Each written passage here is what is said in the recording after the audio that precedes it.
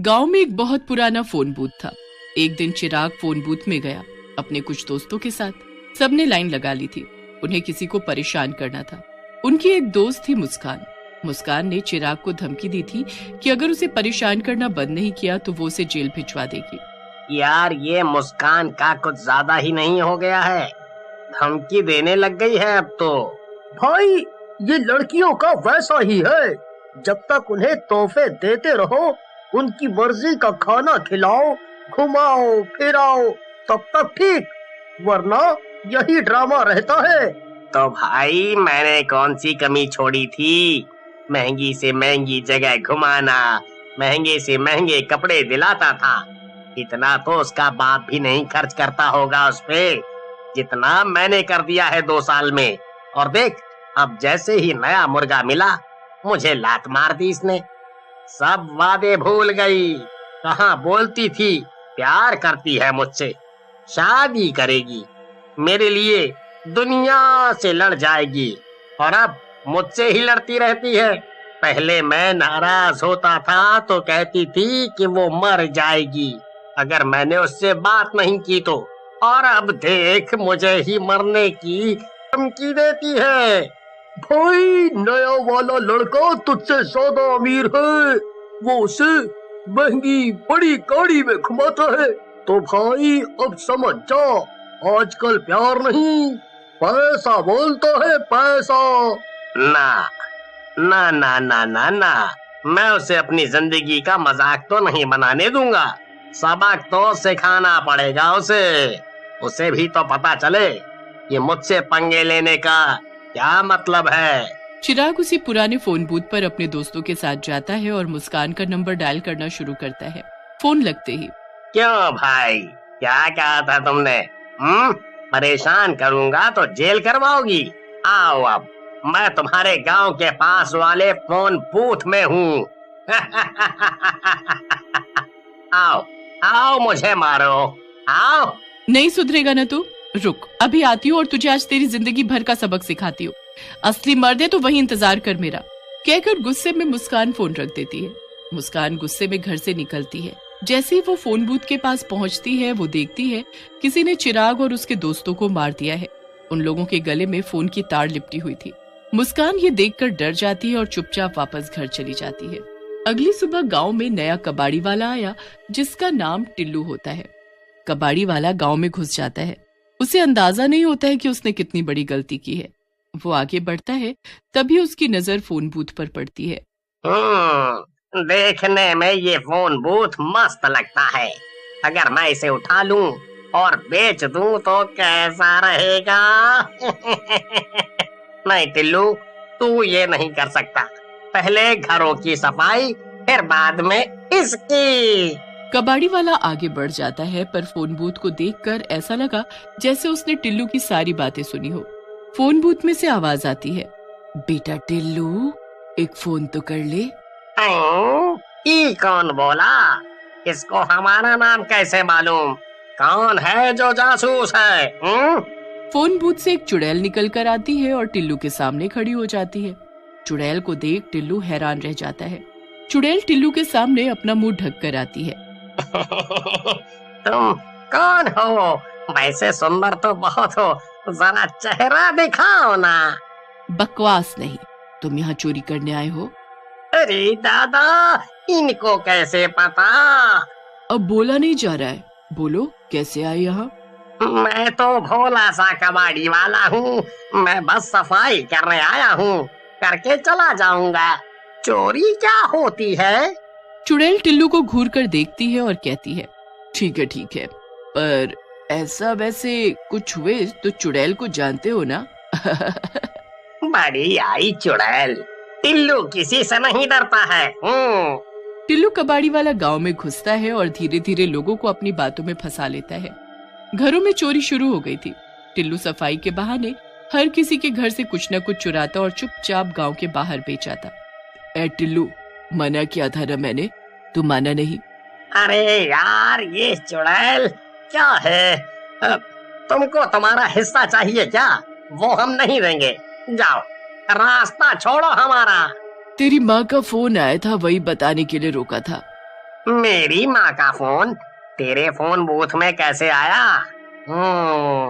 ए चुड़ैल, तू लोगों को फंसा सकती है, मुझे नहीं। टिल्लू नाम है मेरा।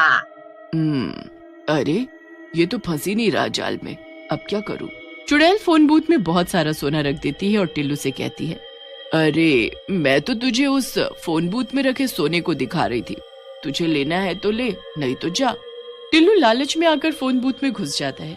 जैसे ही वो अंदर घुसता है, चुड़ैल फोन के तार से टिल्लू का गला दबाकर उसे मार देती है। टिल्लू मर जाता है। गांव में कुछ साइंटिस्ट थे, उन्हें इस बात का पता चलता है तो वो सब इकट्ठे होकर इस बारे में चर्चा करते हैं। डॉक्टर धूमकेतु जाने माने साइंटिस्ट थे। गांव वालों ने साइंटिस्ट से सिफारिश लगाई फोन बूथ में बैठी चुड़ैल का पता लगाने के लिए। धूमकेतु अपनी रिसर्च पर निकलते हैं। बूढ़ी बाबा, देखने में तो यह खतरनाक नहीं लग रहा है, फिर क्यों लोग मर रहे हैं इसके इर्द गिर्द? खैर, मेरा सबसे अच्छा और नया यंत्र कब काम आएगा? पर सर, अगर यंत्र काम नहीं करा तो? साइंटिस्ट कांपते हुए हाथों से चेक करते हैं पर मशीन कुछ नहीं बोलती है। बूढ़ी बाबा, काम करेगा, करेगा काम, देख देख तू। बूढ़ी बाबा, अरे ये मशीन बोलता क्यों नहीं? अगर ये नहीं बोला तो ये लोग मुझे मारेंगे और गांव से बाहर फेंक देंगे, वो अलग।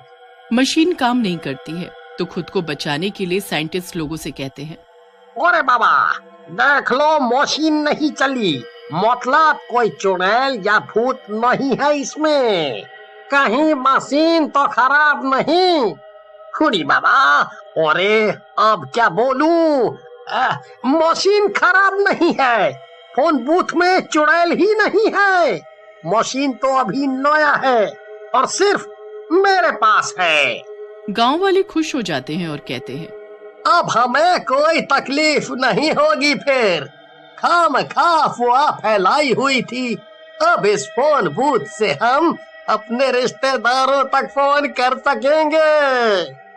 बहुत दिन हो गए माई से बात नहीं हुई, आज तो जी भर कर बात होगी। भाई सब लाइन लगा के आना, देखो मुखिया हैं हम गांव के, फिर भी हम भी कतार में हैं। सब अपने अपने जान परिचित से बात करके खुश हो जाते हैं और घर चले जाते हैं। शाम को एक औरत फोन बूथ पर आती है अपनी सहेली को फोन करने। औरत अपनी सहेली से बात करने लगती है, तभी पीछे से चुड़ैल आ जाती है। क्या कर रही हो दोस्त? बात कर रही हो सहेली से? कौन हो तुम और मेरे पीछे कैसे? मैं कौन? अरे मैं चुड़ैल, भूल गई क्या? पर तुम तो नहीं थी ना? ऐसा किसने बोला? उस साइंटिस्ट ने। पर वो तो सबके जाने के बाद ही मर गया था। फर्जी खोज थी उस मशीन की, गांव वालों से बच गया तो मैंने उनका काम पूरा कर दिया।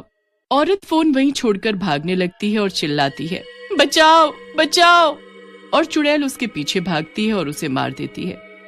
गांव से लोग कम हो रहे थे, लोगों को पता चल गया था कि चुड़ैल अब वापस आ गई है। सारे लोग गांव में पंचायत रखते हैं। हमें उस फोन बूथ को ही खत्म कर देना चाहिए, ना रहेगा वो, ना रहेगी वो चुड़ैल। कल हम सब मिलके उस चुड़ैल को सबक सिखा के रहेंगे। सारे मुखिया की बात मान लेते हैं और अपने अपने घरों में सोने चले जाते हैं। चुड़ैल ये सब सुन लेती है और रात को ही चुड़ैल फोन बूथ से निकलती है और अपने आप को खूब लंबा कर लेती है। लंबा होते ही जिन लोगों पर वो पैर रखती है वो सब कुचल जाते हैं। सब इधर उधर भागने लगते हैं। फिर चुड़ैल मुखिया के घर पहुंच जाती है। चुड़ैल चुपके से मुखिया के सारे फोन तोड़ देती है और उसके बच्चों को उठा ले जाती है। मुखिया जब सुबह उठता है तो उसके सामने शीशे पर चुड़ैल लिख देती है, अगर अपने बच्चे को बचाना है तो फोन बूथ पर आ जाना, नहीं तो। मुखिया डर से पुलिस को फोन लगाने के लिए जाता है, पर घर में सारे फोन टूटे फूटे मिलते हैं। मुखिया डरा हुआ था, बिना कुछ सोचे समझे फोन बूथ में चले जाता है और पुलिस को फोन करने लगता है। तभी पीछे से चुड़ैल उसका गला फोन के तार से दबाने लगती है। मुझे मारेगा तू? हाँ, फोन बूथ जलाएगा मेरा? वो तो वैसे ही चलेगा और तू भी मरेगी। तभी बाहर कुछ लोग फोन बूथ पर पेट्रोल डाल देते हैं। चुड़ैल जैसे ही ये देखने के लिए पलटती है तो दो आदमी जब तक मुखिया को बाहर खींच लेते हैं और फिर तभी एक गांव वाला फोन बूथ पर माचिस जलाकर फेंक देता है। फोन बूथ के जलते ही चुड़ैल भी जल जाती है और उसका साया उस गांव से हमेशा के लिए हट जाता है।